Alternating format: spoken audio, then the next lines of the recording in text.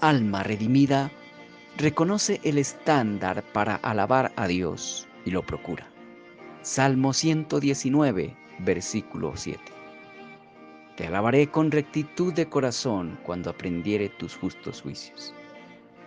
El sentido común humano asume que alabar a Dios es algo que cada quien puede hacer según sus gustos, que todo lo que se necesita es disposición y sinceridad. Esta concepción está muy lejos de ser verdad.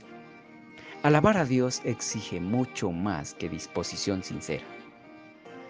El autor de este salmo se había dado cuenta de esta realidad. Observemos lo que este hombre piadoso entendía que se requiere para alabar a Dios. En primer lugar, ese creyente entendía que alabar a Dios requiere rectitud de corazón. Esto significa que hay unas normas que establecen un estándar para alabar a Dios. Significa también que a ese estándar deben estar sujetas las acciones del que le alaba. En segundo lugar, el salmista entendía que para alcanzar el estándar establecido para alabar a Dios requiere aprendizaje. ¿Aprendizaje de qué? De las normas que conforman ese estándar. ¿Dónde están esas normas? Esas normas están en lo que él llamó los justos juicios de Dios. De acuerdo a sus palabras, esos justos juicios regulan la alabanza a Dios. ¿Cuáles son los justos juicios de Dios? Los justos juicios de Dios es una forma de referirse a los mandamientos de la ley de Dios, enfatizando lo lógicos y justos que son y cómo los administra mediante sus providencias. Dios elaboró sus mandamientos evaluando con rectitud nuestra posición y condición en relación con Él. Aprendiéndolos, sabemos quién es Él, quiénes somos nosotros, cuáles son sus derechos y cuáles son nuestros deberes y privilegios en relación con Él. Por eso el autor los denominaba los justos juicios de Dios. Aprendiendo esos justos juicios, aprendiendo los mandamientos de Dios, también podemos reconocer con rectitud los atributos de Dios, sus virtudes, por qué y cómo aclamarlos. Alabar es reconocer y aclamar las virtudes reales de alguien. La verdadera alabanza es resultado de un verdadero reconocimiento de las virtudes de una persona. Una de las formas más seguras de reconocer las virtudes de una persona es por la forma como legisla y ejerce su autoridad. En cuanto a Dios, es igual.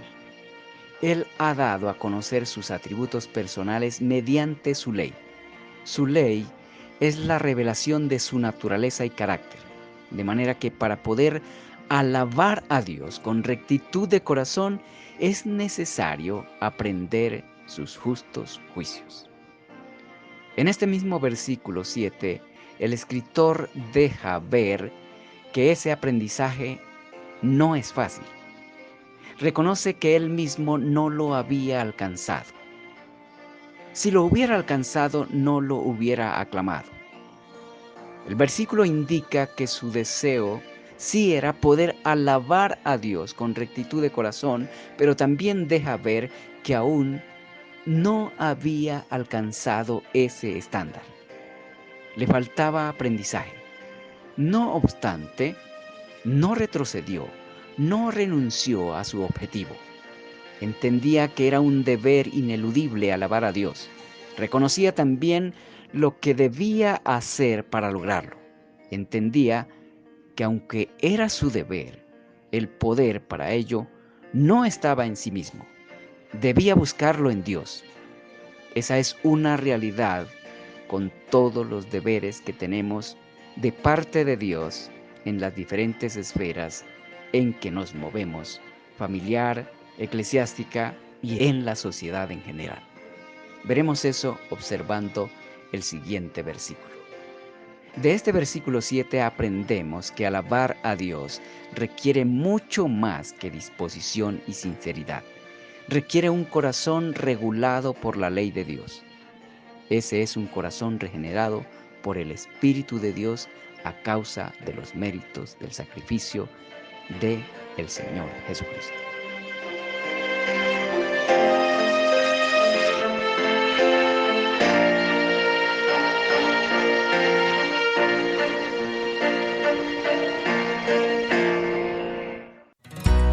Si encontró edificante esta exposición, por favor recomiéndela y compártala a sus familiares, amigos y conocidos. Es una manera sencilla de acercarlos a Dios, ayudarlos a comprender la vida y a vivirla conforme a la voluntad de Dios, agradable y perfecta.